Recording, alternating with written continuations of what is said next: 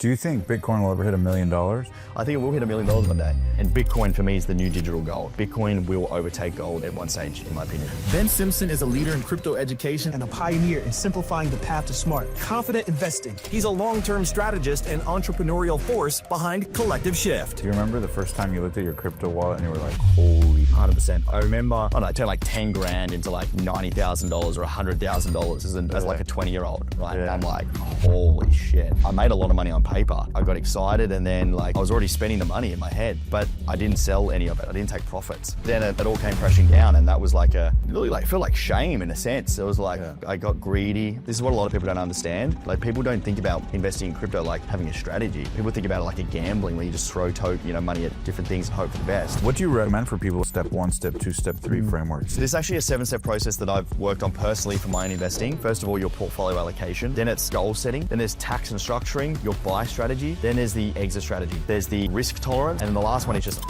When is the right time to sell? the actual right time to do it is when it feels the worst. And that's what most people do the opposite of. And that was a big reason why Collective Shift was born. And like I wanted to build a platform where everyday people could understand, get the support, kind of revolutionize a little bit the way people think about crypto. If you had to give the world one piece of wisdom about how to think about the future investing, what would it be? It's a great question. I absolutely love this interview with Omar today. I literally had $0 in my bank account just a few years ago, and I've been able to grow my crypto portfolio to over 7 figures. And now I help people just like you do the same. I'm Ben Simpson, and I'm one of the passionate few.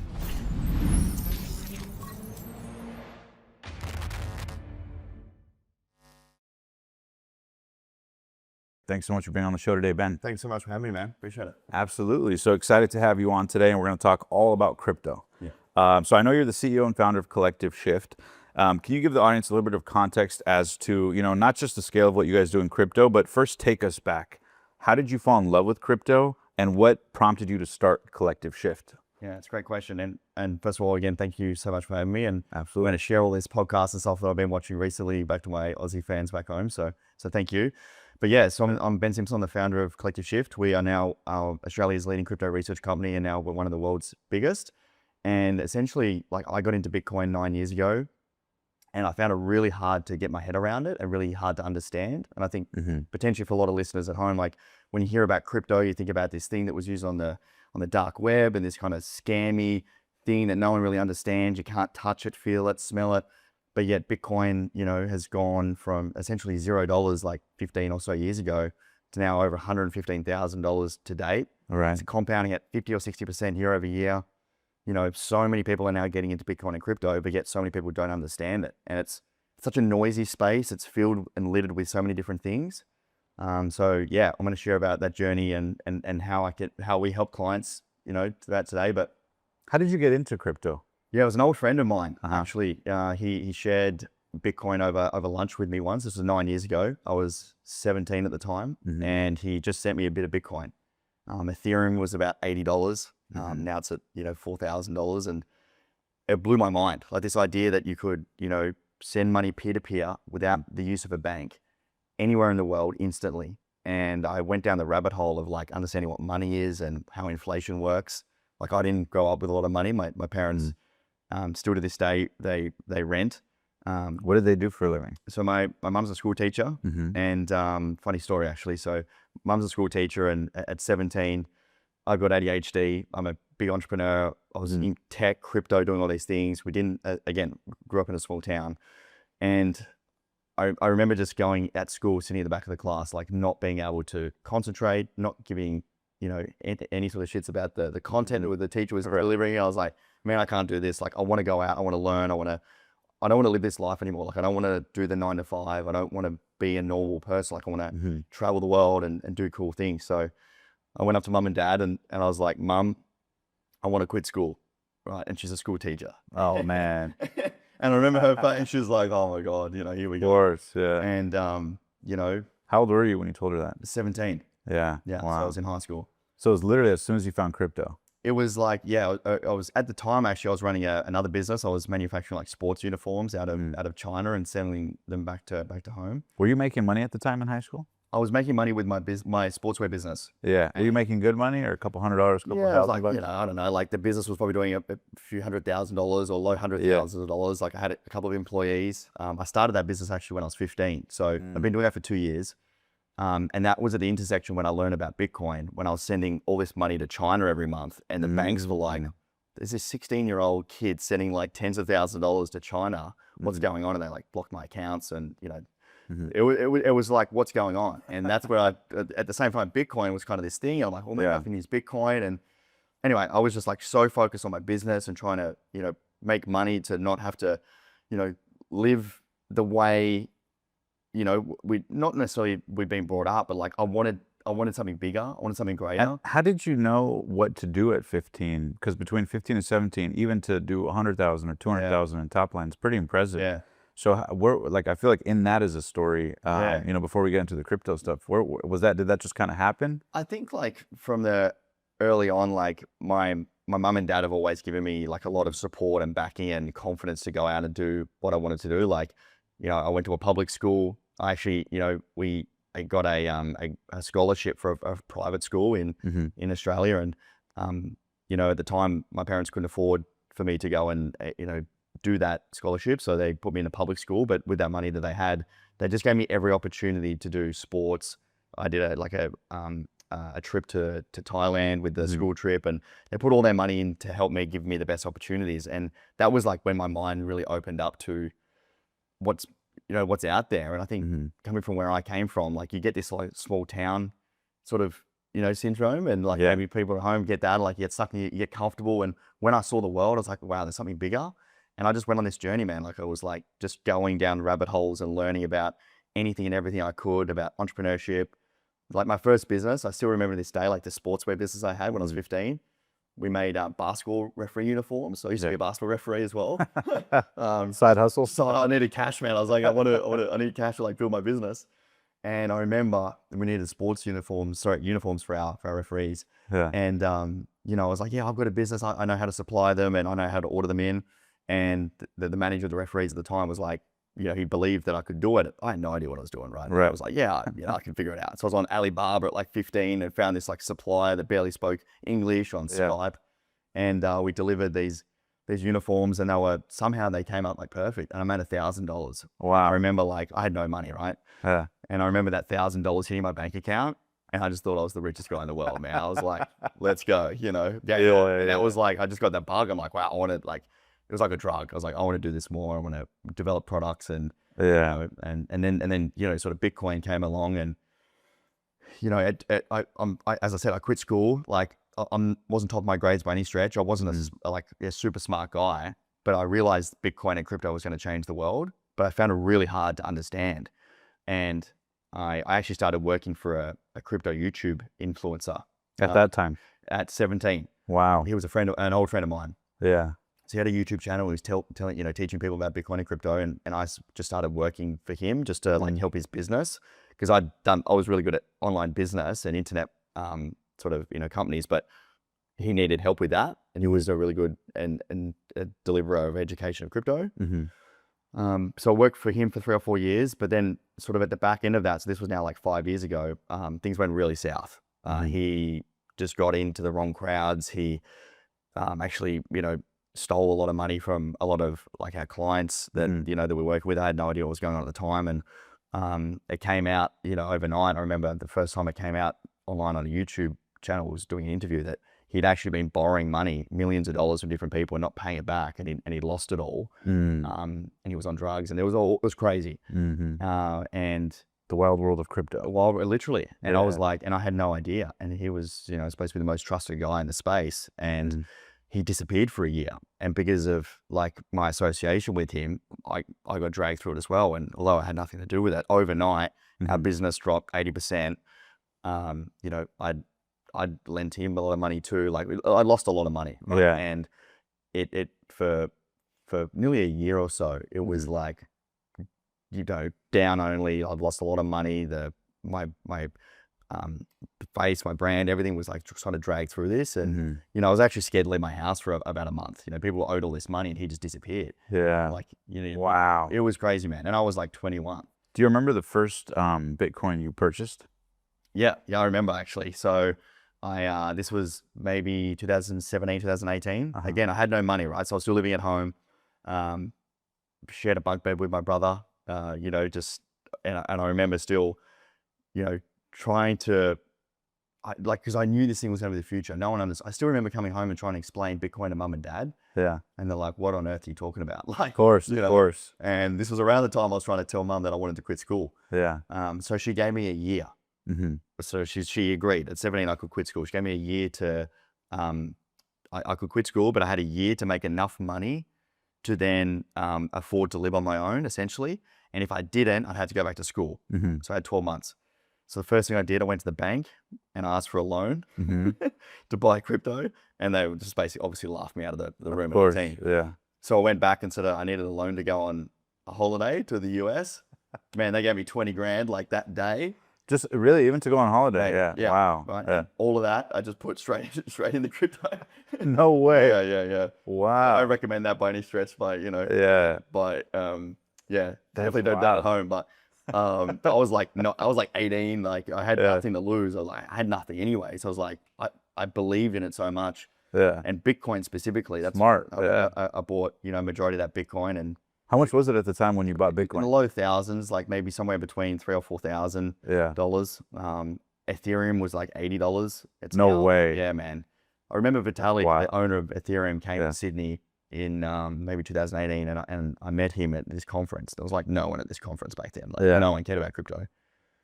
And I was like, wow, this is gonna change the world. Like this is the future. Like it's the next internet. Like it's internet money. Yeah. And for me as a young guy, like I understood it, but I realized the world didn't understand it. It's so confusing still. Hey guys, we'll get back to the video in a sec. But first, quick question for you business owners watching. Are you really using AI to grow your business profitably? Or are you leaving money on the table?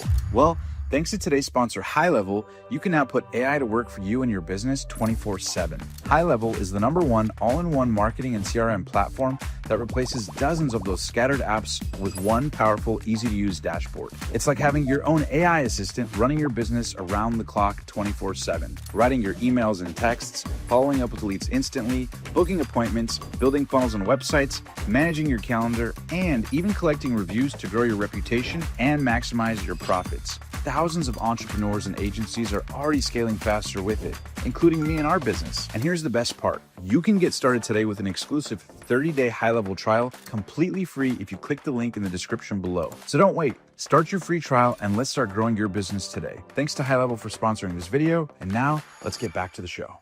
What was he like in person? So weird, man. Like to be honest, like this guy's like IQ of goodness knows how much. Right. But he's kind of like this Russian guy. I think he's Russian. And he's very skinny and he just looks kind of like a robot. And he's essentially built the biggest computer network in the world. And at the time, it was still relatively small. Like it's done, $80 to $4,000 in just a few years. Like it's crazy. Yeah. And my uncle actually became a multimillionaire off it. wow, really? Yeah. He put all his chips in it. And, Yeah. And XRP popped. Yeah. That's crazy, man. Yeah. And so that's not of the journey, right? Because there's so many other coins as well. And I think so many, and maybe the listeners, at home that listening in, like when you think about crypto, maybe if you're new, it can be quite overwhelming. And you listen to a crypto YouTuber and, the influencers that are putting out all this like crazy stuff on different altcoins and different parts of the market. It can be so overwhelming. It can be really hard to understand. And also for someone that's busy, like trying to stay on top of crypto is it's impossible. We got a full-time team of 19. Coinbase is a client of ours. We do research, and the process that we teach our clients is what we sell to some of the biggest institutions now in the world to help people that are busy. Because when I started out, like I spent 6 months full-time trying to figure this stuff out. And, that alone just gave me the basic concepts. Like everyday people have no chance of trying to figure it out. What is crypto for people who don't understand it? It's the next evolution of the internet, right? So it's like, if you think about Web 2 is like the internet, where you've got Facebook, you've got Instagram. It's your ability to consume content, but you don't own it, right? If you lose your Instagram profile tomorrow, if we lose, got 100,000 followers online. If I lose my profile, we're gone. Right. Right. Web3 and crypto is the next evolution of the internet, where not only do you engage with, the cryptocurrencies, but you also own it as well. So Web3 is the evolution of read, write, and own. And that's the next part of the internet, where if you think about Bitcoin as an example, like you are owning a piece of this, next evolution of essentially money that can't be printed.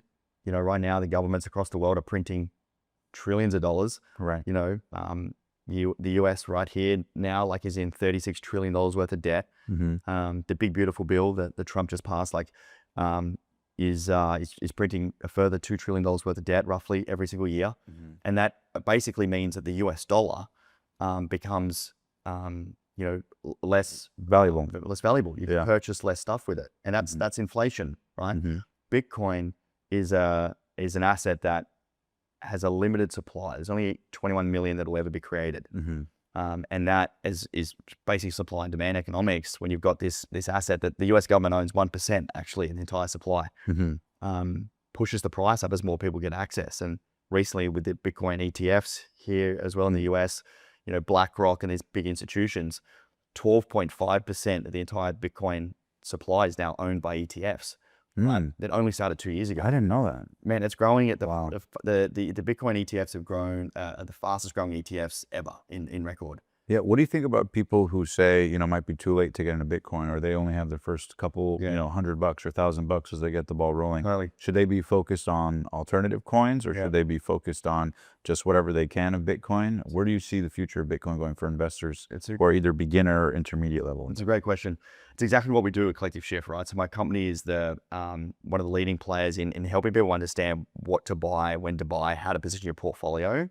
Because what I found is, right now, like if you want to go out and find out, like you type in cryptocurrency on YouTube, right? You just get this plethora of crazy guys screaming red face, Right. like XRP's going to $1,000, Ethereum's going to $1 million, and They have their own coins, or there's coins, alternative motive. Yeah, it's hard to decipher. And Pumped up fun. Yeah, 100%. Yeah, literally, man. And what people don't actually know is that a lot of these influencers are actually paid to promote projects that they own, promote to their audience. They sign a non-disclosure agreement with those projects to promote their tokens. And then the only person that wins is the influencer, and then all of the audience gets smashed, right? Yeah. Because the incentive model for these YouTube influencers is they make money off views, right? Which is the normal entertainment YouTube model. But from an investment perspective, like, you don't want your financial advisor that advises you on your stocks, or your property buyer's agent, to be paid on, entertainment and views. You want him to be incentivized by doing a good job and performance. And that's how I built Collective Shift. And, 5 years ago, we started this journey out to build a company that was based on like trust and transparency and aligned incentives. So like with our research, we do like token research, we do help people with their portfolios, we do one-on-one coaching. We only get paid if we do a good job, right? So we don't do affiliate links, we don't do pay promotion, we don't do any of this stuff that everyone else in crypto does. Because if I was in the shoes of wanting support or help, like, I want to make sure that person on that team is like aligned with me. And that's what I'm trying to build and kind of revolutionize a little bit the way people think about crypto. And who are the ideal clients of Collective Shift? Is this the average consumer? Is it, I know you mentioned Coinbase as a client. Is it entities, business, B2B? What's the nature of it if people are interested in learning more? Yeah, so we the core person we help is a career-driven executive, CEO, founder, someone that's generating or looking to build wealth, right? Someone that's looking at crypto as a way to grow their wealth, and provide financial freedom, time freedom, whatever it might be. They might be looking to diversify from their existing portfolio. Maybe they're new to crypto and they're like, hey, I don't even know where to start. Maybe they've been burnt in the past. Or maybe, again, some of the listeners at home, a lot of people have been in crypto, have bought a lot of these altcoins over the last few years, but have no idea, should they hold them, should they sell them? They've got $100,000, $500,000. Like, our top client's got $100 million in crypto. He owns a massive farm, and he's got a huge family entity and trust, and he doesn't have time to figure this out. Right. So he trusts us and our team where we provide the research platform, the coaching, the weekly calls, the strategy, and we implement what we call is our 7-step strategy process. And this was actually one thing that I learned when I first started 9 years ago. Like, I got into crypto, as I said early on. I made a lot of money on paper, but I didn't sell any of it. I didn't take profits. Do you remember the first time you looked at your crypto wallet and you were like, holy fuck? Oh man, shit. 100%. I remember a number of times. There was one project in particular. It was so the way I invest in crypto is like looking at what's called fundamental research. So we're looking at projects that actually drive some sort of value to the world.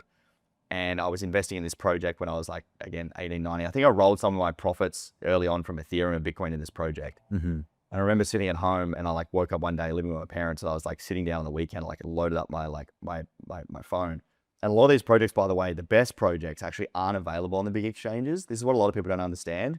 A lot of people that follow crypto and try to invest and follow the people online, they only share projects that are available on Coinbase, on Kraken. The best investments are actually not available on these big exchanges because they only list them once they get to a certain size. Right. Really, where you make the most money is in assets that are on the blockchain that haven't made their way to the big exchanges. You can only get access to them on decentralized exchanges, which is kind of another secondary market sort of access. This is one of those projects. I remember loading up, and I think, at the time I was like 19 years old, and I made I turned like 10 grand into like $90,000 or $100,000 as like a 20-year-old, right? Yeah. I'm like, holy shit. Right. And I was looking at this and go, wow, like this is real. changed my world. And for me, like the perception of money, like my favorite day of the month was when we had steak dinner, Right. Yeah. And looking back now, like it wasn't even a good steak, It was like, I'm like eating Scotch fillet out here in LA, man. I'm like, this is, but that money I didn't sell. Right. And again, another thing that a lot of our customers and clients come to us with the problem being is they're busy.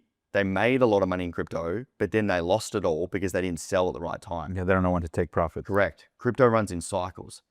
4-year cycles is primarily when it runs, and there's huge run-ups and huge down periods, right? And we call this a round trip. When you round trip the entire, profits of your portfolio. And 98% of people actually round trip. People don't understand this, but retail investors primarily are the ones that lose and buy and sell at the wrong time, which was me when I started, because they're following the same information that everyone else is. Like this is it's a market, right? There's winners and losers, and people don't realize that, you're playing against the quant funds, you're playing against the big boys. So you've got to have an edge. Like you've got to understand. And I didn't understand that when I started, and I gave all that money away. Like I turned my $100,000 back into $10,000 or $20,000, and man, like that feeling, like there's the euphoria of like, oh my goodness, like life's amazing. Like I'm going to be able to 100 grand at a 20-year-old, man. I'm like retiring, Yeah. But then it all came crashing down, and that was like it was really like, felt like shame in a sense. It was like I got greedy. I got excited, and then like I was already spending the money in my head, and then to look at it then and like feel that like weight of like, oh my goodness, like I showed my friends, I was like showing the portfolio, man. It was like, top of the world. Yeah. And that feeling of like, wow, I really stuffed this up was the start of the journey of building out a team that could help me, analysts to help me invest, and building a strategy. Like people don't think about investing in crypto like having a strategy. People think about it like a gambling where you just throw money at different things and hope for the best. Crypto is really maturing now. Like it's growing at such a rapid rate. There's so many investments that, we've been able to get access to that are growing so rapidly and so quickly, but you've got to have that.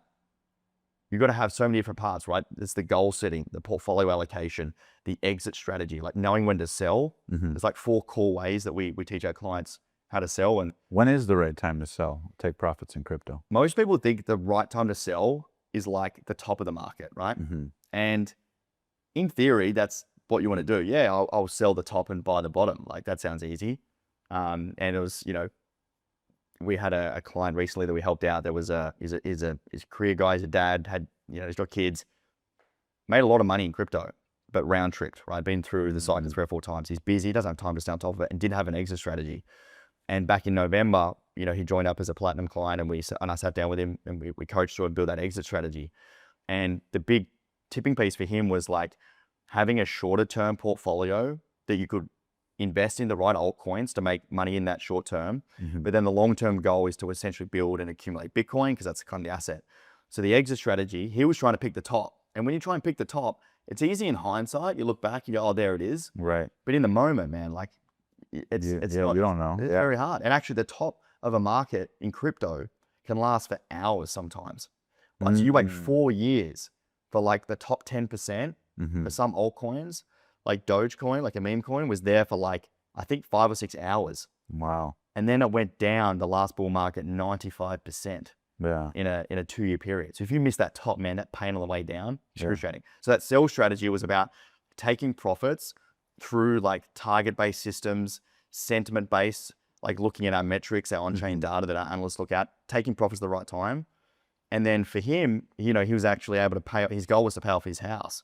So through those profit-taking exercises, paid off his house. He's now debt-free. And then we rolled the rest of those altcoin profits into Bitcoin. And now he's just riding like a bigger portfolio where he's growing his wealth debt-free. And I'm like, man, that for me, that's like, I feel amazing. And he's got peace of mind because he has the clarity that I have a plan. I don't just have a bunch of money and I'm anxiety if it's going to be up and down. It's part of a long-term plan. And there's a system that is taking account of the chaos. You built the system around the chaos or the volatility. Yeah. And crypto's chaos, man. Crypto is like the epitome of chaos, right? Yeah. Digital chaos. Digital chaos. And like, you know, if you own crypto, you know, like, man, like every morning you're like looking at the portfolio. If it's red, you're like, you know, you feel like shit. If it's green, it's like going to be the greatest day. Yeah. And today doesn't guarantee tomorrow or next week or whatever. Yeah. You just buy more. 100%. Exactly, man. But then like, you know, then you get overwhelmed because you go to YouTube or Twitter or your friend and everyone's an expert. Right. But what they don't know is people have incentives to drive usually their own portfolio, their own balance. Right. They're going to promote stuff, and the markets are changing so rapidly. You know, as I said, we got a team spending $200,000-$300,000 a month on our team to stay on top of these markets, to find the right investments and to get access to these things. Because, you know, we're playing against the big boys. Right. You know, but for the first time ever in crypto, you've got the ability to front run the big institutions and the quant funds, but you know, that time is kind of running out because the market is becoming more well known, and the data and access that we have has made me personally, you know, a lot of money. Where I made most of my money was through this process, right? The portfolio allocation, the altcoin selection in the metaverse. So for those that remember, back in 2021, before Facebook renamed to Meta, we had that big metaverse era, NFTs. I'm not sure if you remember that. Like, yes. It was like all the rage, right? Yeah. I remember I had a digital NFT from Disney that was like ultra rare. Yeah. It was like $7,000. Yeah. And I remember. I wonder what it's worth now. Oh, nothing. Maybe like $90, $100. Yeah. I think I got it for $65 or something like that. Yeah. Wow. $65 to 7,000. And it went to 7,000, but I never sold because in my head I was like, oh, it's a Disney, it's ultra rare NFT, and it's Mickey Mouse on a thing. Yeah, but in that era, it was hard to decipher, and nothing made sense. 100%. So how do you make sense of, you know, a market like that? Totally, man. And that's not even like NFTs. Like, that's just crypto in general. Like, how do you even make sense of what's real, what's not, what's valuable, what's just like, you know, wazy woozy, you know, numbers in the air. And that was, you know, that was a big reason why Collective Shift was born, and why we do what we do, because we want to help people that really want to take this space seriously, that want to grow their wealth, have a plan, and not have to do all the work themselves. Yeah. And that was where we got access to, you know, these tokens back before Facebook renamed to Meta. It was the metaverse era back in 2020, I think it was. You could buy like real estate and characters and live next to Snoop Dogg and the metaverse. Yeah. But, you know, what most people forget is like once everyone's talking about it, once it's already in the mainstream, you've missed the opportunity. Right. So we were investing in this like a year beforehand. Right. The metaverse wasn't even a name for it back then. It was just like this weird like online, you know, area. That we thought, okay, this is kind of Web3. It's like kind of building, like it was like the start of VR. It's kind of, this could be something. So we went really heavy on it. The numbers stacked up as well, because you look at like people buying these tokens, it generates revenue, and we're looking at kind of the fundamental side. Then all of a sudden, Facebook renamed to Meta. And they went all in on NFTs, all in on VR, all in on this back in 2021. And like these crypto projects, man, went nuts. 20, 30, 40x in like, you know, a matter of weeks. Like it was crazy. Yeah. And I'd learned from my first cycle and had that, this process that we have, the 7-step strategy, you know, blueprint, and that exit strategy, I took profits. And I remember taking profits. This was the first time I'd ever made like real, like proper money. This was like in the hundreds of thousands, like high hundreds of thousands, like consistently over this period. And I remember that first time I actually sold crypto, and I was sitting in front of my computer. I think I was at my auntie's house. It was like, might have been Christmas or something. Like, it's like Christmas Day or something. I don't know. I was like, you know, and I'm seeing these, like, the markets are just going nuts, right? And I had the exit strategy, had the plan. You know, it's very emotional. Crypto is very euphoric. Right. People know that because you get to the top of the market. It's like, you know, you're an NFT, right? You get to 7,000. Like, oh, what if we go to 10,000? Yeah. Man, So I sell a piece of it. How much? A small piece, a big piece. Play the big game. I'll regret it forever. The multiple of that could be million. Yeah, I don't need the money now. Yeah. Right. It's just like it's like that. What if that what if in your head, man? That's the end of, you know, that's red flags. Yeah. So anyway, had the exit strategy, and hit the sell button, man. And I actually, like, it was such a weird feeling. I actually felt sick in the stomach, like I felt nauseous. Yeah. And you know what I learned from that was, like, taking profits and, like, buying and selling any asset. The actual right time to do it is when it feels the worst. And that's what most people do the opposite of. When the market's going up, right? When the market's pumping, everyone's talking about it. That's when people get excited and buy, right? That's the time to sell. Right. When the market's down, You don't sell it on the way up. 100%. Yeah, not at the top. Yeah. Riches are made when the market is, like, you know, in periods where people aren't talking about the asset, when it's not in the mainstream. By the time it's mainstream, it's all over. Back when the internet era, you know, came about, Amazon went down 95%, right? And then, you know, that is the hardest time to buy. Same on the sell side. That's why 98% of people round trip. They don't take their profits. Right. And I think a lot of people have been through that. If there's any listeners that, you know, have been in crypto, that feeling on the way down is so sickening. So when I took profits, because it was going up so much, it's like you're missing out. You feel as though you're missing out. Yeah. But now looking back, I exited, took out those, you know, a lot of money, changed my life, changed my family's life, you know, everything. And There's a multiple six figures. multiple six figures, yeah. And it allowed me to use that money to then start to teach what we teach now at Collective Shift, because I was like, okay. Is that the first time you had that amount of money in your bank account? Yeah, man. I remember like looking at, like, it was like $400,000 or $500,000, you know, at that time, you know, in my bank account. Yeah. And I was like, I never really had above like $10,000. You know? And, you know. Yeah. And this, Did you sleep better? Did it affect the way you thought, the way you know, moved? I think it was kind of around the time, or just a bit after, where that business partnership kind of went south. And I was trying to, one of the reasons I sold a lot of my crypto, again, this comes back to the strategy of, like, goal setting is one of the steps. I'm actually, we'll dive into the 7. Yeah, hopefully share this soon. But the goal setting is about, like, giving yourself a reason to sell. One of the biggest mistakes I see people make in crypto is that they buy it just for the sake of buying it, right? And then what happens when it grows, you're like, there's no reason to sell. And when you don't understand the space, or you don't have the time to understand what's real, what's not, where's it going, what's like, well, it's going up, like, why would I sell it? Right. But if you don't understand the cycles and when the markets are, you know, coming to an end, if you don't take profits, that thing's going to go down 80-90%. It's only a matter of time. It's only a matter of time. Yeah. Right. Most altcoins, you know, are going to go down 90-95%. Right. We're in that period right now, though, where, like, there is for us, it's all about global macro liquidity. It's about cycles. Like, we're still, you know, got a long way to go, in my opinion, and our opinion, this cycle. But then in, you know, a year's time, that opportunity might be gone again. Right. So that's what I felt back when I, you know, was sitting there, took profits, looking at money in my bank. And yeah, this was just after where I basically, you know, my business was just going to shit. We're down 80%. Like, I was in a lot of debt because I sold a lot of my crypto at that time to fuel my business. So I had this huge tax debt with the government back in Australia because I wanted to build Collective Shift. Like, I felt I had a bigger purpose, and that's why this podcast probably resonates with me a little bit, man. Yeah. Like, I feel as though I had a bigger purpose to, like, help other everyday people understand crypto and not get screwed over by other influencers, because I got screwed over so many times. Like, I wanted to build a platform where everyday people could understand, they could get the help, get the support, where it's trusted, it's transparent, like everything that crypto isn't.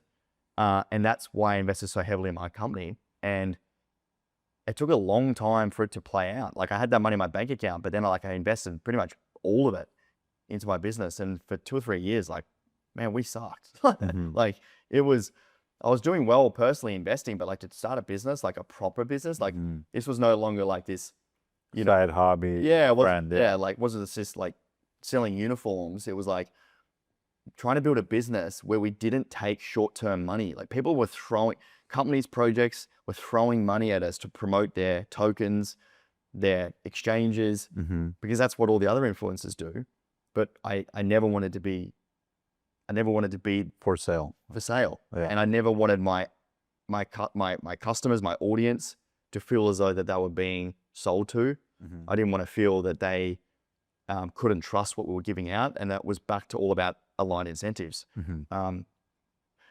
That's good in theory, because on a business side, it's like, fuck, well, I've got no money. Like, right. Trying to do this thing And hire the right people, and then the markets are shifting. Totally, And you know how it is as a business owner, like to find good people, especially in crypto. Yeah. There's very few good people in crypto. Like most of them are just cowboys. Yeah. It's funny. I've interviewed, thousands of entrepreneurs, from multimillionaires to multi-billion-dollar entrepreneurs at this point, and 100% of them, I have yet to find one CEO or founder that tells me their biggest challenge isn't people. Oh man. Recruiting, retaining people, attention to detail, consistent attention to detail. They're good for a day, a week, a month, a year, a quarter, but something happens and now it's a bottleneck in the business, and it's constant. As a CEO, it's like managing, attracting, and retaining great people is the key. Totally, man. Yeah. It is the most important part. Players, 100%. And also for what we do, like, we're one of the world's leading crypto research companies. We need the world's leading analysts. Right. Matt, my director of research, I've been working with him for 6 or 7 years. One of the smartest guys I know. He leads our full analyst team. It takes us a long time to hire, recruit, and find like the best of the best, because we're trying to find people that have already made a lot of money in crypto. And usually those people that have made a lot of money in crypto, like, man, they're off in the Bahamas. Like, they don't need to do anything. They're gone, right? So for us, it's a bigger purpose. Yeah. It's like giving back, showcasing people like why we do what we do. And a common question we get is like, well, if you're so good at crypto, if you made so much money, why start a business? Right. It's a common question. For me, I felt if I could share what we're doing with our investing, share this process, this strategy, these insights, help other people join us on that same mission, like that same journey, that same mission, and they make money, then we get paid if we do a good job. With that money, I can hire better analysts to give us better investments. And then also, if we get paid on success, I can buy more crypto. If we don't do a good job, well, then there's no other way this business works, because we don't make money any other way. Yeah, so it's aligned. So completely aligned. Yeah. And so it was a way I could leverage up, and I could accumulate more crypto faster, and I could help other people on the same journey, which is extremely fulfilling. And it's a flywheel, because then that money allows us to be that more nimble, grow, scale, hire better people, get access to better data, better insights, better brains that helps us find better investments, which then, creates better portfolio returns. So what's the biggest misconception you've seen after all these years? When you get questions from people about crypto, what's the biggest misconception the average consumer has about having success with crypto investing? It's a great question. I think a lot of people think that you've got to spend a lot of time. You've got to learn to trade crypto. You've got to research the companies. You've got to research everything. You've got to, you've got to know everything about crypto. And I think the misconception is as well that like you can just like walk into crypto and buy something and it's just going to go up because some guy on YouTube spoke about it. Right. Like it's not reality anymore. This market's changed. And the reality is you don't need to know everything, right? And that's why, like think about like the stock market, right? Like if you invest and you have, your 401k or you have a stock advisor, like you don't know everything about every single stock. You have trust with experts to help you guide and put your money where it's best served. And I do this in different aspects. I have coaches for, marketing. I've got a property advisor. I've got, a PT. I've got coaches for different things because I want to pay the expert to help me fast track and get the results. I don't want to know everything about like, in the gym, like what the dumbbell going to do with my arms. I don't give right. Like, I don't care. I just want to get fit. Right. So I pay some guy to tell me what I need to do everywhere. And that's what Who, not how. 100%. Yeah. That's what I'm trying to build with, our business, and where we're having, so much success is basically just fast tracking all of this information. So you can basically, for our clients, we've got 1,000 across the world now. And again, primarily it's for folks that you can be new to crypto, or you can be in this space for a long time, but ultimately you're looking to invest, some good amount of money. Like, you don't look at it as just a gamble. And you can come in, you can get your own client success manager, you can build a personalized strategy, you'd follow our 7-step process, you get access to like WhatsApp alerts of like when we're buying, when we're selling, and you can just basically follow along. And with that, it's changing the way people invest. Like, one of our clients, Liz, like she's maybe 60 or 70, her and her husband, have really, honestly, like probably no idea about crypto. Right. But they're in their retirement and they wanted to boost up how much money they had to retire on. So they came in, they were brand new. We got them access to Bitcoin, very sort of risk adjusted portfolio. But I don't want her to take a bunch of risk. Yeah. So she got in the right portfolio, right exchanges, secured it right. So many scammers in the space as well. People get scammed all the time in crypto. Right. So getting that right, getting the security, getting the exit strategy right. And then recently she took some profits, and I think they're in Europe at the moment, or recently, and went on a holiday. And wow, she comes to all of our events. We do masterminds. Like, it's epic, man. Like, yeah. We're going to Miami in a couple of weeks for our Miami mastermind, where all of our clients kind of fly in from Canada and Europe and the US. Yeah. And we have a full day of like strategy workshops. And we're also bringing in more than just crypto. Like, it's about wealth creation as well. Like, another misconception is that like crypto is this like, it's for crypto bros. It's for the moon Lambos, the Rolexes, the Lamborghinis. Like, it's the guy that rented, the Lamborghini and is doing content. Like, that's not us at all, right? We're about really trying to help people create wealth, really helping build their portfolio. Think about it as a way to grow their income, become more free with their time. Because that's what I want to do, right? That's been a dream of mine since day one, to buy my parents a house. And I've recently been able to take profits again from that strategy we teach on an investment that we invest in a year or so ago, and now in the process of buying my parents a house. That's awesome. Congratulations, man! I'm so stoked, and I'm trying to get there so we can go to have Christmas lunch there at the end of the year. Fingers crossed. Yeah. Hey guys, we'll get right back to this video in a sec, but first I have a quick question for you. Given that the e-commerce industry is growing by the trillions year over year, have you ever dreamed of owning your own e-commerce business like many of the guests we've had on the show, but maybe you feel stuck on how to start? Well, if so, you're not alone. The truth is, starting and setting up your own online store can be incredibly time-consuming, complicated, and get expensive. Not to mention the hassle of researching top products and staying on top of market trends that make you money. Lucky for you, that's where today's sponsor, StoreBuild.ai, comes in. With StoreBuild.ai, you instantly get a free custom-built, AI-driven store loaded with 20 winning products and a custom theme that can help you generate sales. All you need to do is head to StoreBuild.ai, enter your info, then simply sign up to Shopify for free, choose your store's look and feel, and voila! They'll send you your custom-built store ready to generate sales. The whole process is lightning fast. Whether you're just starting out or want to grow, StoreBuild.ai makes launching an online store easier than ever. So why wait? Visit StoreBuild.ai, and in less than 5 minutes, you could have the e-commerce business you've always dreamed of. Thanks to StoreBuild.ai for sponsoring this video, and now let's get back to the show. So question on that is, when you look at the landscape of people investing in crypto, obviously the markets are volatile, things change, ebb and flow. As you see the market going into 2026, what are some things you see happening in crypto that you recommend people look out for or be privy to? Yeah, it's a good question. I think like right now, there's a lot of uncertainty in the world. People are worried about, there's escalating wars, there's, political uncertainty. There's a lot of like, things that people are concerned about. I think the big thing that I look at fundamentally, like, crypto is a very volatile asset. It trades 24/7, it can go up and down a lot. Right. But you've got to zoom out. And a lot of people get sucked into the short term and get very fearful and panicked. If you zoom out and look at where this space is going, this is literally the next evolution of money. Like every 20 or 30 years, money evolves. Like if we go right back to the ancient times, like we used to, swap cattle, like, goats for cows. Then it went to the gold system, right? And then they melted gold into copper. And then they made the notes that we have today. And then those notes was was for a period backed by gold in the bank. You could swap your notes for gold. And then they decided, well, let's just get rid of that altogether. And now there's no gold necessarily backing the dollars. It's just a trust system. Like all the money in the world is essentially trusted that the government is going to look after us. But if you look at what happens to the dollar, it reduces the purchasing power. Like the world is evolving and the wealth gap is getting greater and greater.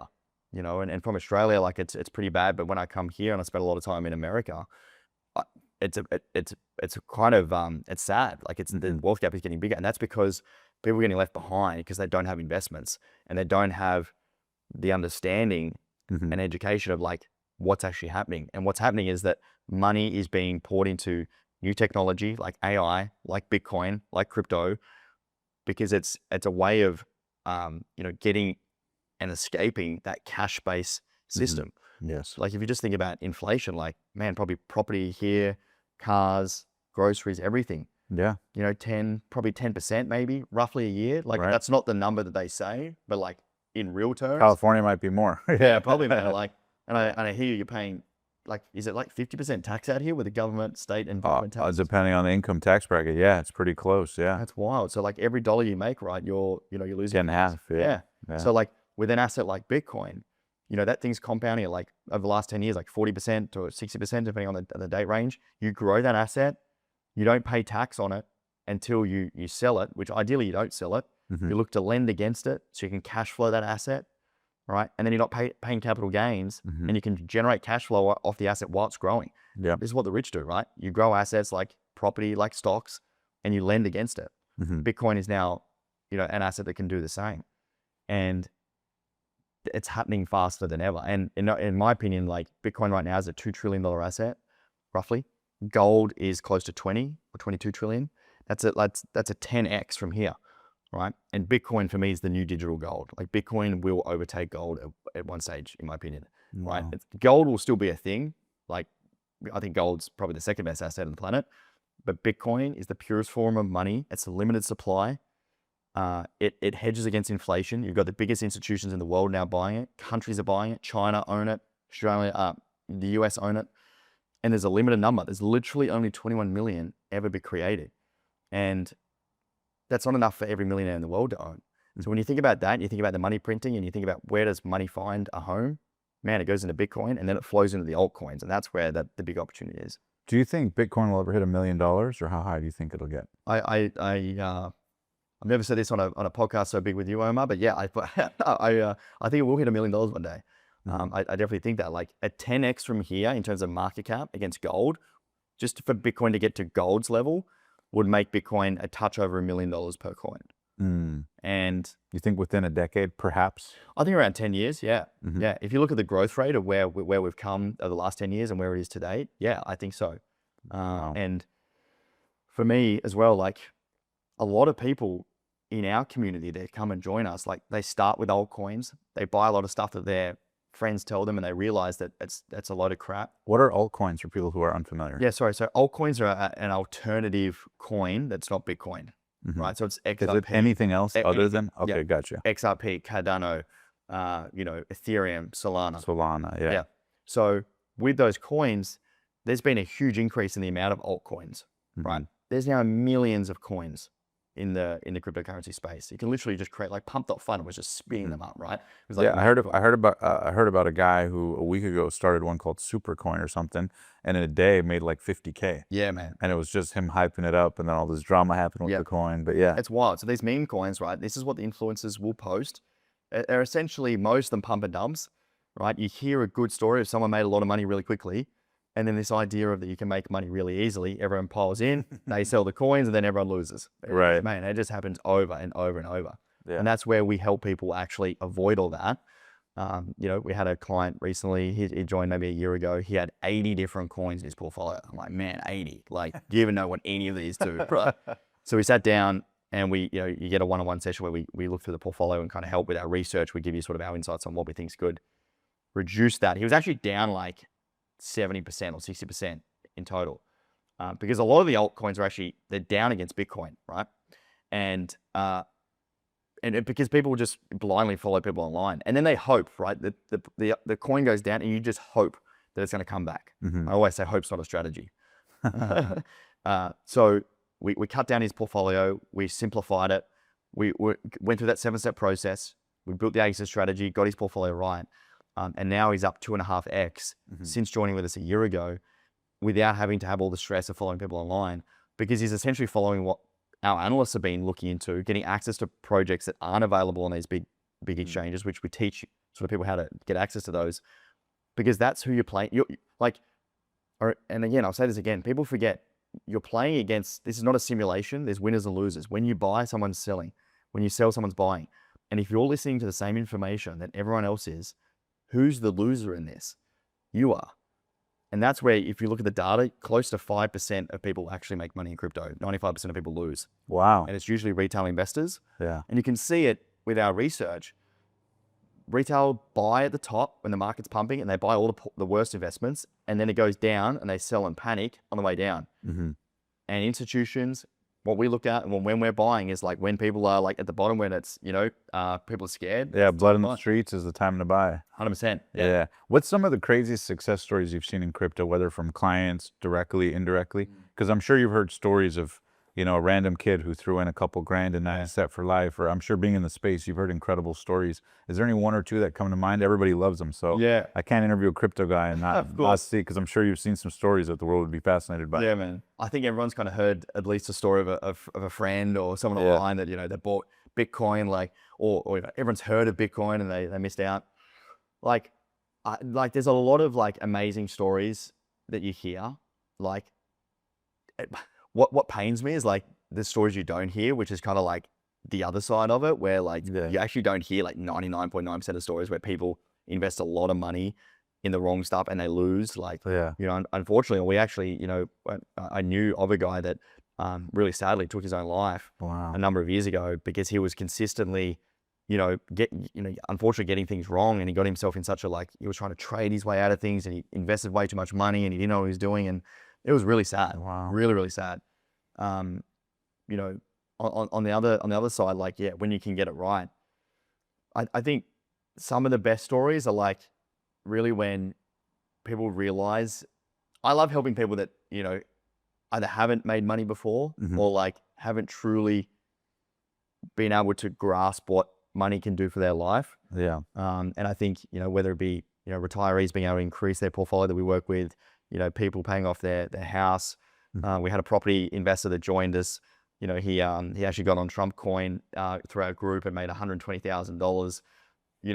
Through the WhatsApp within a day or something. Yeah. I remember that was $5 and it went up to 50. Yeah. I got it. I think he said he got in at $6, got out whatever it was, $48. Oh, it 10x or something? I think it went bananas, right? Yeah. I think I had a friend who put in 5 and overnight it was 50 rand. It was on election day, Trump or something. It was wild. I think right now though. I'm damn, I wish I got in there. All the time, right? Because you're busy, right? And that's the best thing about having analysts kind of work for you, where we kind of put out those, those alerts, those messages, and kind of follow along. But the big part of that is the sell strategy. So many people make a lot of money on paper, like I did when I started, but they don't sell. Right. And that's that exit strategy, and having the accountability of the data and the research and the process, where you can literally remove all the emotion and just know when to sell and take profits, is so important. Because when you miss that top and on the way down, it can be so painful. 100%. Now, what is that 7-step success process you talk about for investing successfully in crypto? So there's actually a 7-step process that I've worked on personally for my own investing, and now hundreds of thousands of people that I've seen online through our community, and now we've got our clients that pay us $15,000 a year. This 7-step process is the core of that. I'm pretty excited because Omar's allowed me to build this out, and I'm gonna actually share this with your audience for free, for letting me on and sharing my story, man. So I appreciate that. So I'll actually share this. Absolutely. We'll put a link down below for it. Amazing. So I'll share this at the end. But the 7-step process primarily is around understanding, first of all, your portfolio allocation. What is the portfolio mix? What assets do you have? What sectors do you have? There's different areas in crypto, like Bitcoin. There's layer 1s, there's layer 2s, there's DeFi, there's meme coins, there's AI. It's like the Wild West, right? So many different places. So with this process, it's understanding what sectors you want to have in that portfolio. Then it's goal setting. What is your goal? So we actually help people understand the different lifestyle goal amounts of money that you actually need to achieve different things. We worked with a high net worth advisor recently, and 1 million in liquid investable assets is kind of the security level. Right. 3 to 6 million is lifestyle enhancements. Maybe your partner doesn't need to work anymore. You renovated the house. A little bit. Debts are paid off. Kids are going to private school. That sort of thing. 10 million is the full abundance level. That's you're flying business class. You don't really worry about money. No debts. You're now starting to think about what you're going to give to the kids. That is the sort of goal setting and understanding what level of that. Then there's tax and structuring, getting the tax optimization right. your buy strategy. So, when are you buying? How are you buying? What cash do you deploy? When do you buy? The timing, those sorts of things. There's the risk tolerance. So how much risk do you want to take? A lot of people think they can take a lot of risk, and maybe for the investors, listeners at home, like when you've invested in crypto or any asset and it goes down and you feel like gut wrenching, it's like that's probably a sign you've overinvested. So there's the risk tolerance. Then there's the exit strategy, and the exit strategy is the sell side. So there's 4 different ways we look at selling. There's time-based, target-based, dollar cost averaging out, and sentiment selling. All of that I'll detail in this PDF document. It's a full playbook that you can follow along. That is a big, probably the most important part of like actually being able to win in crypto is knowing when to take profits. And then the last one is just like asset allocation and like what to buy. And that comes back to like what to buy. We have what's called the collective shift list, where we have an intelligence research portal that our clients get access to.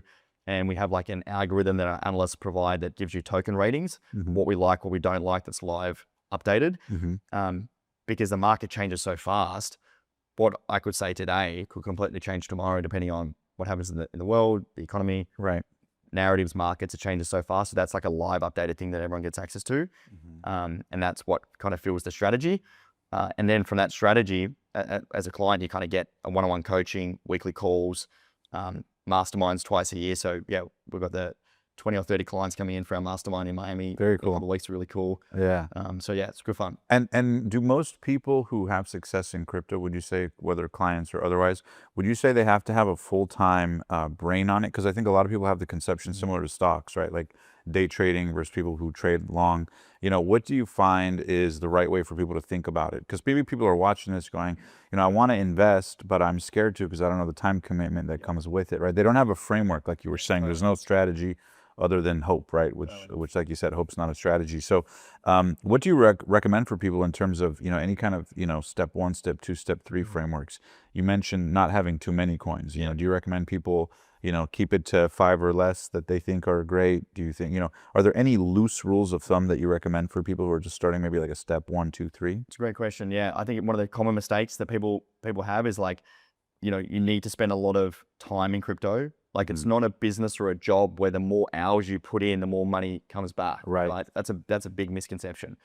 In fact, I actually see people that put the more time they spend in crypto, the worse the results are, because they start overthinking, they start buying all these coins. Yeah. You start to research a project and, you're thinking everything. You get emotionally attached to it or whatever. Yeah. Oh, man, this is going to change the world. My buddy's a founder or whatever. This guy's like, this guy on TikTok, he's telling me it's going to go to $1,000. It's cognitive bias. You end up following people that just want to, it's like having yes men around you, right? Right. So yeah, having too many coins is a big thing. Like simple wins, right? The more coins you have, the more exchanges you have, the more complex you make it, the harder it is to actually sell. Right. Good point. That's the first one. The other one is not having the right portfolio mix. Like I would honestly start with, if you're just starting out or if you've been in the space for a long time, we help sort of both. But I would have a large percentage of your portfolio in Bitcoin. Reason being is that people forget that Bitcoin is the leader of this asset class. If Bitcoin isn't going up, if Bitcoin's going down in a bear market, altcoins are going to go down even further. Altcoins are like leverage positions. So start with Bitcoin and then have the altcoins around the outside. And I think the third thing that I would say, common mistake, is that where you get your information from is the I guess the recipe for whether or not you're going to win or not.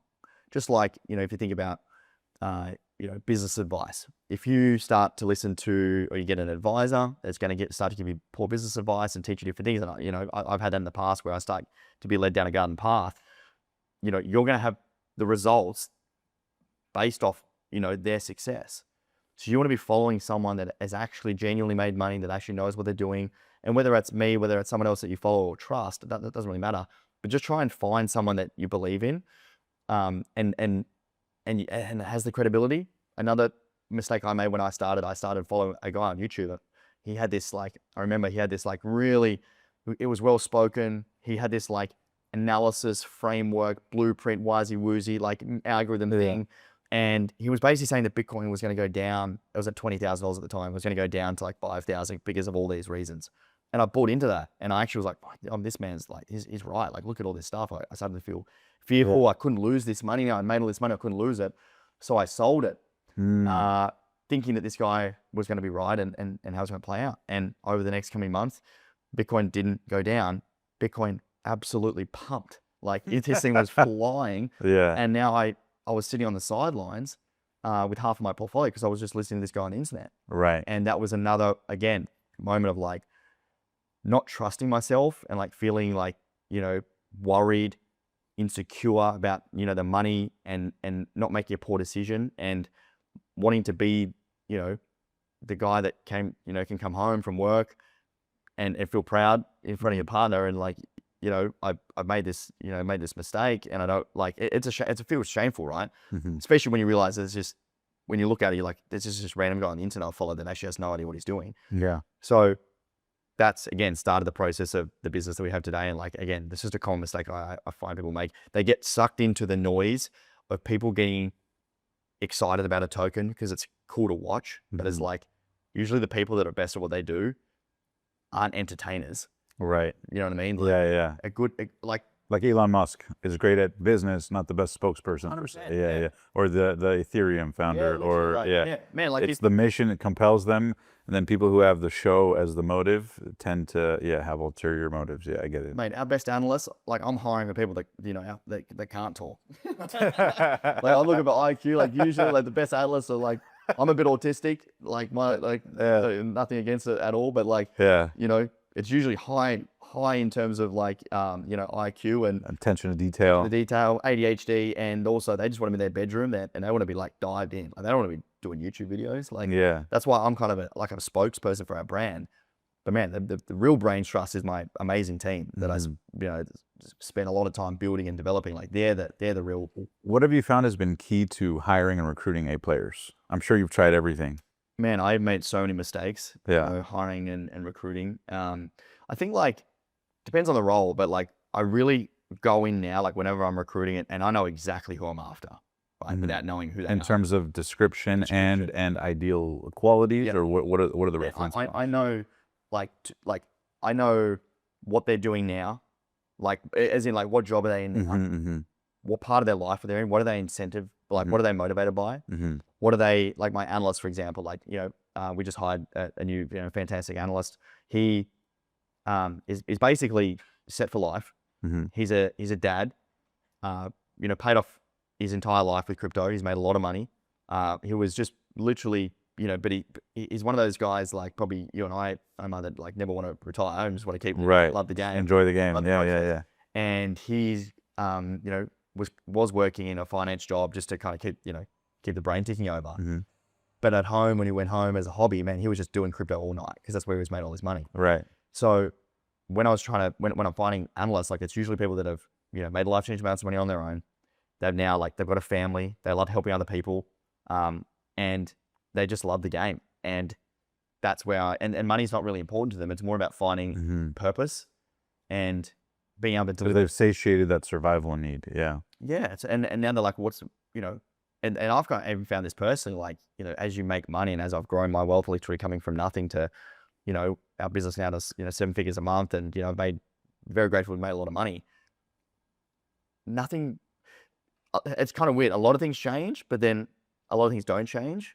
And for me now, it's about what lights me up. What do I love doing? And for me, it's like genuinely helping others like follow and help them grow their wealth and do the right thing in crypto. And anyone I can save from these other scammers online is like, is a win for me. So finding those people in that recruiting process is like so important. Like we would have hundreds, maybe thousands of people apply for certain jobs. Like it takes us a long time to get to that end because that that A grade is like that needle in the haystack. Of course, yeah.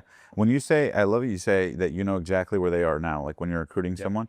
And is it probably some version of them already doing the thing exactly as you want and just finding a way to, incentivize them in a way that fits into your thing? Or what do you mean by that? I'm curious. 100%, yeah. So our best analysts, like our top 3 analysts, were all doing obviously crypto, investing on their own, made a lot of money personally themselves. And then I just wanted to go and take that skill set that they're already doing. Just plug it in.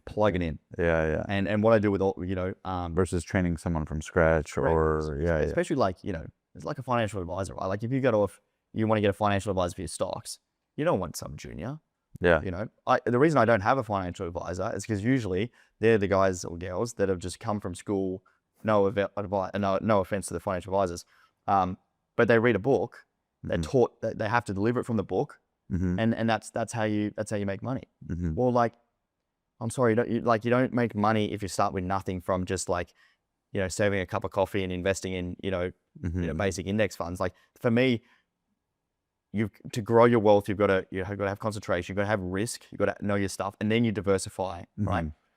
But those people that we hire have done it on their own. They know the playbook. They're integrated. They're plugged in. And if I want advice from someone, whether it be property, wealth, whatever, I want to talk to someone that's done it before. Right. Like, I will pay top dollar. I did it recently. I'm 100% allocated to crypto right now. Yeah. I've been for 9 years. I've been all in. And my business is in crypto, but now I'm diversifying into property. I went out and I found the top guy that I could find online. He's got a $30, $40 million property portfolio. I paid $10,000 for an hour strategy session with him. $10,000 an hour. And I sat down with him for an hour and I had all these questions. And those questions were about how he's done it. What was his mistakes? What has he learned? Where's he putting his money? Where's the opportunity? What's the thing? Where's the market going? Where's the market going? Yeah. What do you know that people don't know? And that's now set me up to build this property portfolio that I wouldn't have even known about following the basic normal advice that people give out online. Or trial and erroring it yourself after hundreds of thousands or millions of dollars in mistakes. Yeah. That's fast tracked me. It's giving me what I need to know and I can follow the process. So Success leaves clues, yeah. 100%. And what he told me, if I went to a financial advisor or someone that just come from, you know, reads from the book, it's two different things. The world doesn't there's a reason they don't teach you finance at school. It's because they, like, in my opinion, this is probably a conspiracy theory, but like, they don't want you to know how to make money. Like, I don't know what it was like, you know, growing up here, Omar. Same, yeah. Like personal finance, investing, Taxes, yeah. how to do your taxes. They don't teach you any of that stuff. Nope. That's why I left. I was like, this is ridiculous. Like, I'm gonna figure this out on my own. And that comes back all the way back to, for me, where I've made my money, where I've been able to find the right people, hire them, bring them internally, is find the best person that has done what I'm trying to do and incentivize them to join my team. So pretty much everyone in my company has ownership, has options in the company, because the best talent usually, you know, want to grow and be a part of the pie. But the incentives are different for different people. Don't get me wrong. Yeah. But Collective Shift is a mission. We're on a journey to revolutionize the way people invest in crypto. We're trying to build the world's leading wealth-driven community. So community is a big part for us, you know, and to do that, it's about selecting and helping the best people join us as a team that then attracts the right customers as well. Yeah. We don't want people that are here to gamble. We don't want people that are, like, you know, hard to deal with or, you know, rude or like, and that comes from the team internally. Absolutely. Yeah. Team builds the dream. 100%. So 2 last questions before we wrap up here with a quick game. And I'm super curious. The first one is, what was your worst day in crypto and best day in crypto? It's a great question. My worst day in crypto was actually something I didn't realize until probably a year after. So I, early on, this was back in 2019, I got, with my analyst, we found a coin that was really exciting, fundamentally really, really positive. It was a low cap coin, wasn't available on the major exchanges. Again, that's where the best investments are. Got exposure to that, and it didn't do anything. It just kind of flatlined. In fact, it kind of went down over the sort of 6 months, 8 months. And at the time I had 20, 30, 40 different coins, right? And this is a mistake I made. By too many coins, you don't know what's going on. This project, I kind of like didn't really know what was going on and got frustrated by it wasn't moving. And I didn't know what was happening and what it was doing. So I got frustrated and sold. I became impatient and I sold all of it. And it wasn't for a few months later that I looked back and I was like, I wonder how that project's going. And it had gone on this unbelievable run. This chart was like, you know, vertical. It was sickening. Like I would have made multi 7 figures, I reckon. Yeah. If I got, you know, right out of the top.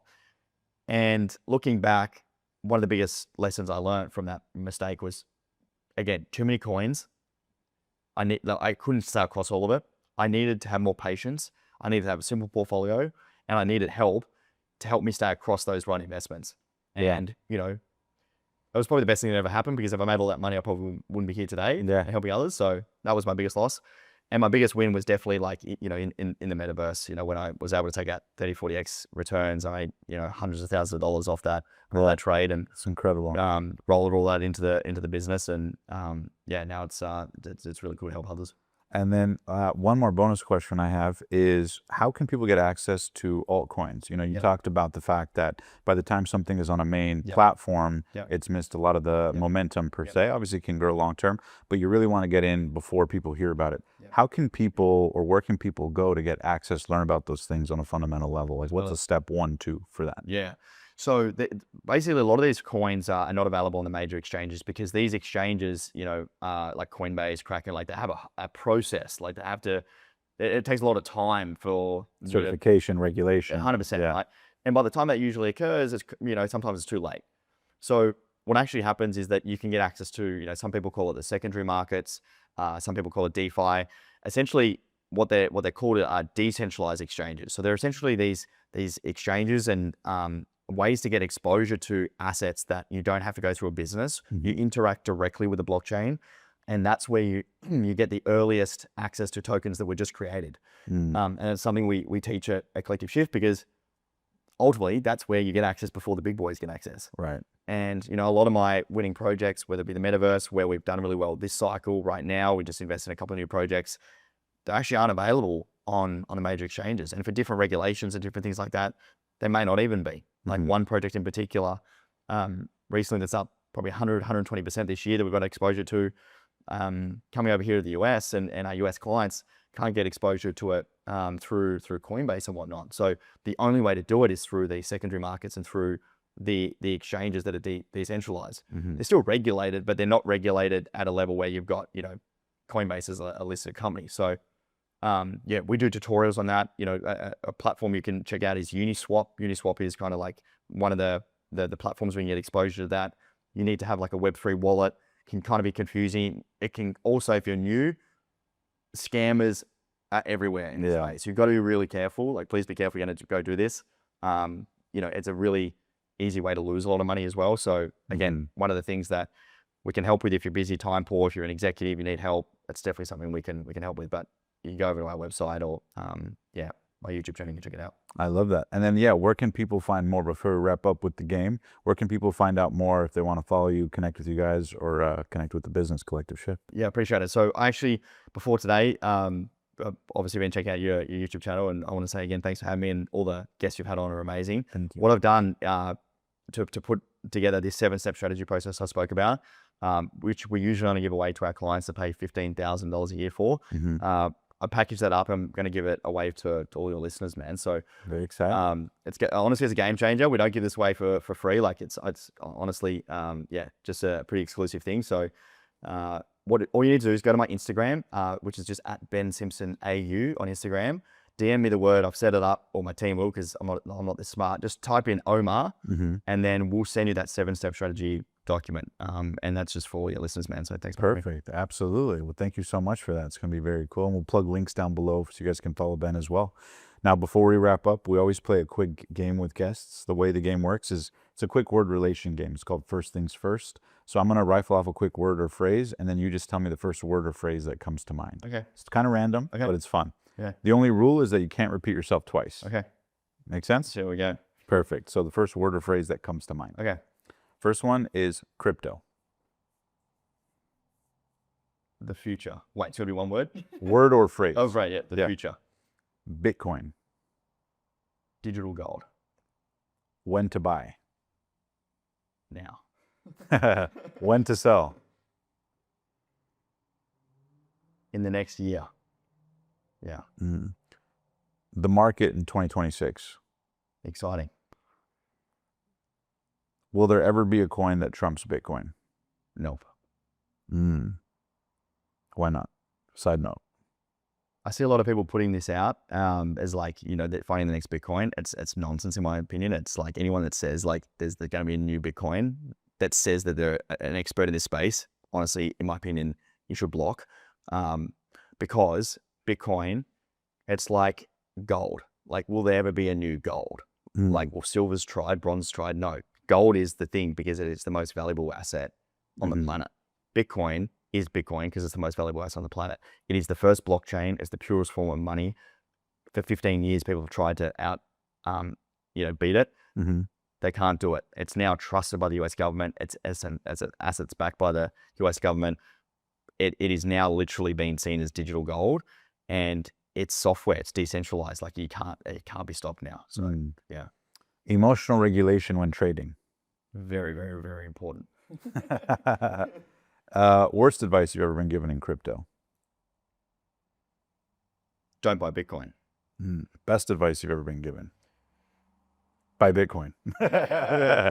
Best advice. Keep it simple, and follow the right people, I think. Where crypto will be 10 years from now in terms of mass market adoption? I think it'll be in our everyday life. I think you own crypto without even knowing it. Like it'll be in your 401k, it'll be in your retirement funds, like your stock portfolio, like your financial advisors will be buying it for you. The biggest concern you have about the crypto market in general? Regulation. Better now that Trump is here. He just really wants crypto to be the home. Also, macro financial, concerns like an actual, serious downturn in the markets. If we went into a proper bear market, that in the world, that would be bad for all assets, but including crypto. Yeah, and then the last one. For men and women watching this who are inspired by the possibility of crypto and maybe, deduced from some of your own wisdom, your own experience, if you had to give the world one piece of wisdom about how to think about the future of crypto and investing, what would it be? Obviously, there's a lot to it, but what would be the bullet point that you hope people leave this episode with? I think that if you were to go back in time and get exposure to the internet and invest in the Amazons, the Netflix, these companies at the start of the internet, would you do it? 100%. Right now, we're at that start of the next internet.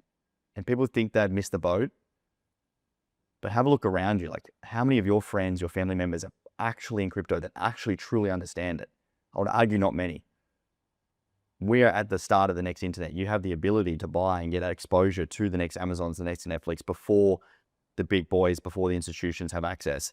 That is the opportunity right now. And that's where a lot of people can really change their life if you do it properly. And I think that's how people should be thinking about it. I love that. Well said.